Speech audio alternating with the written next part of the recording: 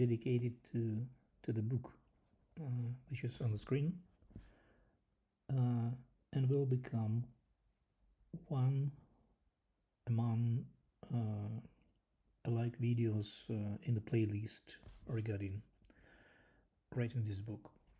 And today I'd like to share with you some important shift which takes place during writing this book. And the shift is the following. As the book aims to provide some model of reality, as you can see that from the name of the book, the first question that arises is why do we need any new theories? So out there we have a bunch of different theories, so what is the reason to add one more? And the idea was that there are problems in currently prevailing worldview, and unsolved problems, and problems unsolved for a long period of time. So in the chapter about paradigms, I introduced famous work of American philosopher of science Thomas Kuhn,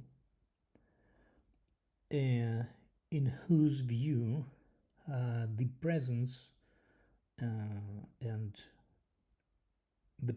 of problems in some worldview, the presence of explanatory gaps in some worldview, and resistance of these problems, resistance of these gaps to any attempts to solve them, and especially if this resistance is presented for a long period of time.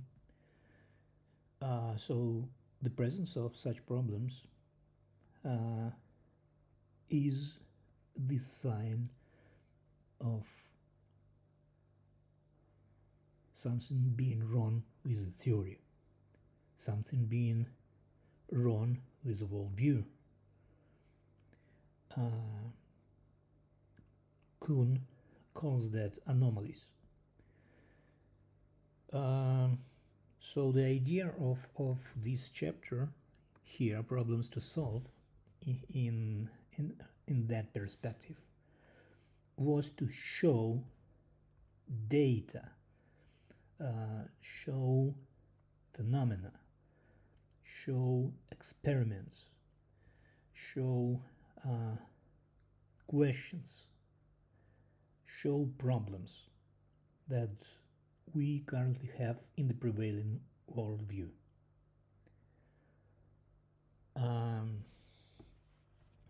And the goal of that is first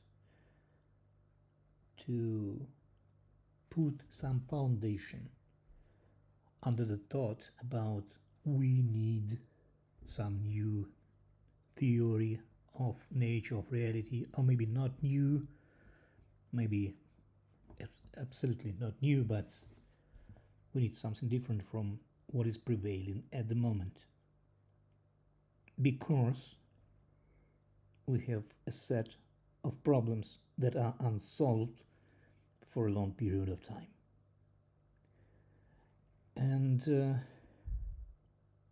when I was at the beginning of this chapter, I'm still in the middle of that, but when I was in the beginning, I put some points as the names of future sections of this book. And I already covered quantum mechanics problems.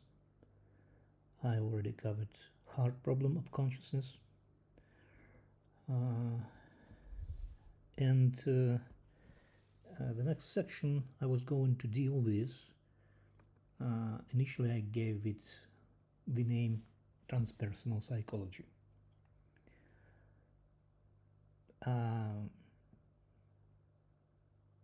But here we come to the shift that I was going to present to you. And the shift is the following. So here's a brief overview of what transpersonal psychology is. And as you can see here, it's some study and in the same time group of people that investigates non-ordinary states of consciousness. That is crucial and a very important point. Altered states of consciousness. This was the reason why I put that name as the name for the section of my book. But when I gave some extra thought to what I am going to say in that chapter, I realized that transpersonal psychology is, area of studies, a group of people, quite not a solid group containing, including very, very different people with very, very different views. Controversial area of studies, criticized, and these critics had and has a good foundation under it in many, many aspects and in many, many cases. But none of this matters, actually. What is important about that area of studies is its subject.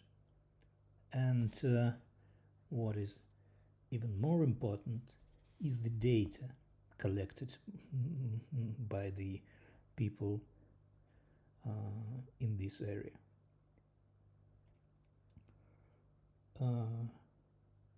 These are literally thousands and thousands of sessions related to altered state of consciousness induced by different methods, psychedelics, and after these substances have been forbidden in many, many countries, in all of them actually, non-drug methods and techniques of inducing altered state of consciousness were used, and once again, thousands and thousands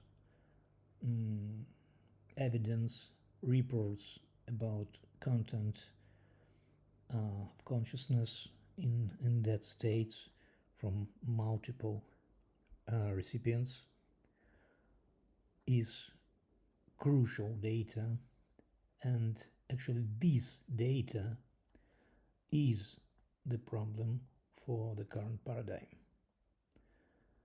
Not transpersonal psychology, not the conclusions that those or that people from that area made on the basis of the facts, but the data itself. It is crucial that these people gave so much effort to studying altered states of consciousness and accurately collecting this information. Therefore, of course, I'm not going to say anything about transpersonal psychology as it is, because actually studies of altered states of consciousness have much wider history than the history of transpersonal psychology, much wider geography than geography of transpersonal psychology. Therefore, there will be no section transpersonal psychology in the book. Instead, there will be 3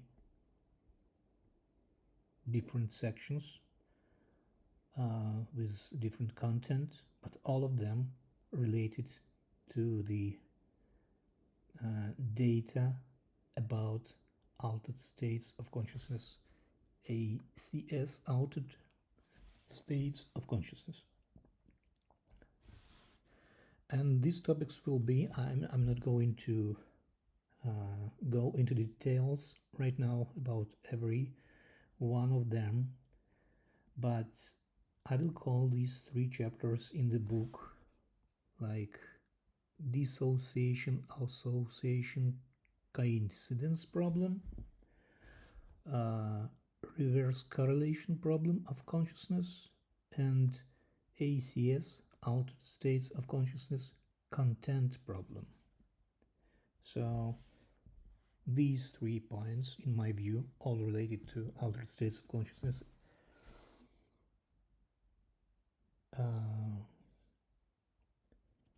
are actually a real challenge to the modern view, to the prevailing view on reality. So that's why I'm going to include them into the book and describe them. Moreover, I would like to add one more thing here. Previous chapter was hard problem of consciousness, and what we have now I also call problems. Problem, problem, problem. The point is that it's not the coincidence. It's done on purpose. I think that actually if we take into account wider scope of data, not only the hard problem of consciousness is the problem, but also we have other problems which are as much significant as the hard problem, and they are all related to consciousness as well. Therefore, I think, and there is a chance I will be an active proponent of that view, that these 3 problems, dissociation, association, coincidence, reverse correlation, and ACS content, I suggest them to be not extensions, but problems equally important and equally not solvable in the materialistic worldview. So, next, I don't know how much days, weeks, months will be dedicated to filling these crucial and important sections in the book. Thanks, bye.